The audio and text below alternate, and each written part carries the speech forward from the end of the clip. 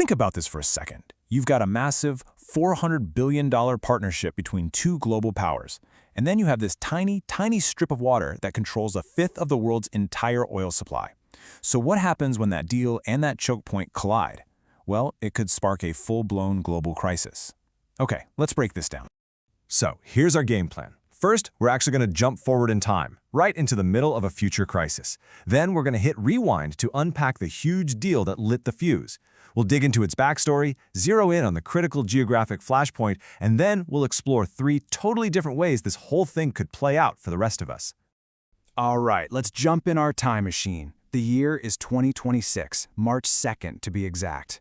Tensions that have been simmering for years have finally boiled over. A conflict has just erupted in the Persian Gulf, and believe me, the entire global economy is on a razor's edge, just holding its breath. And the headlines? They paint a really grim picture. The Guardian puts it bluntly.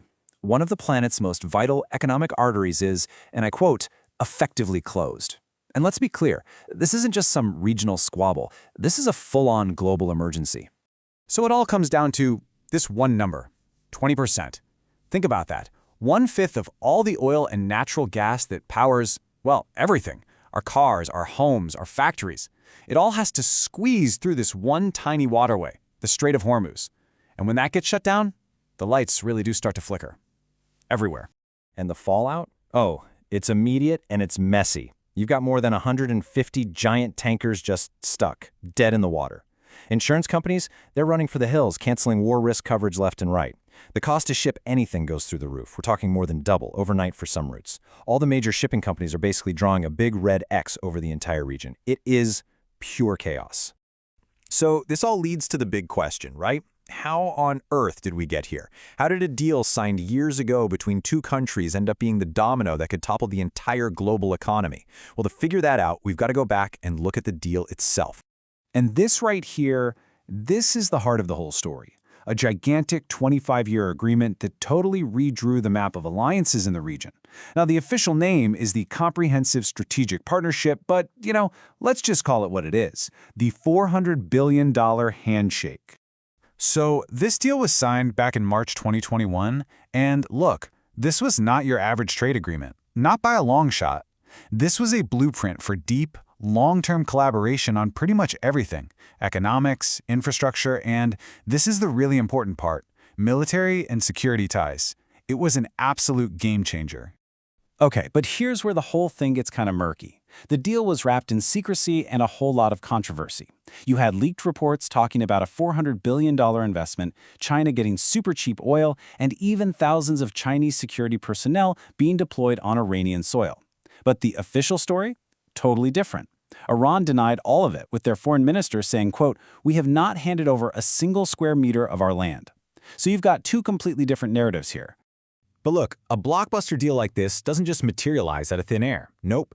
This was the result of a relationship that was carefully and quietly built over something like 50 years. So let's trace the path here. The two countries first established diplomatic relations way back in 1971. But the real turning point, that was in 2016. Chinese President Xi Jinping flies to Tehran and personally tables the idea for this big strategic partnership.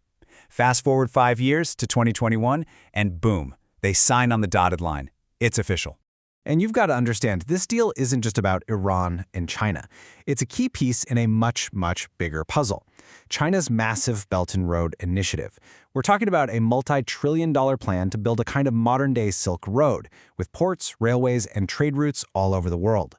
And for Beijing, Iran's location makes it an absolutely critical link in that chain. Okay, so now let's connect all that history back to where we started, that crisis in 2026. This deal made the bond between Iran and China way stronger, for sure. But it also massively raised the stakes at that one single unavoidable spot on the map, the Strait of Hormuz. So who's got the most to lose if this choke point gets shut down? Well, just follow the oil. An absolutely staggering 80% of all the oil that leaves the strait is headed for Asia. And get this, China by itself buys up a full 40% of that total. That really tells you everything you need to know about how high the stakes are for Beijing. And the economic pain of a shutdown would be felt by, well, everyone. A study from the Dallas Fed figured a closure could jack up U.S. inflation by 1.3%. And oil prices? Oh yeah, Analysts pretty much all agree they'd blow past $100 a barrel, and that would send a nasty shockwave, stagflation, rippling through the entire global economy.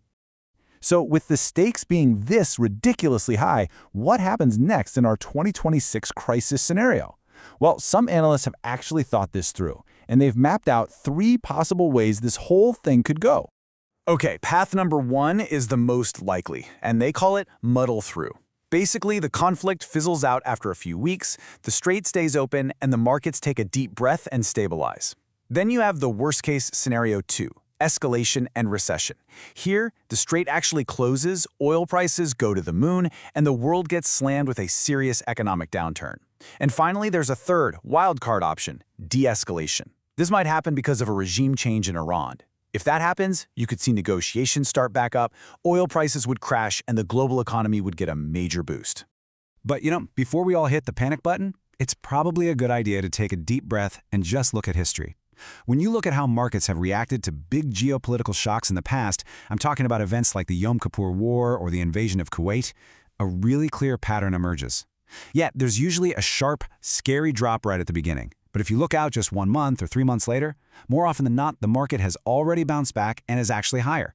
It's just a powerful reminder that knee-jerk, short-term panic is usually not the winning move. So that's where we are. You've got this incredibly powerful alliance, you've got this critical global choke point, and you've got 3 very, very different futures hanging in the balance.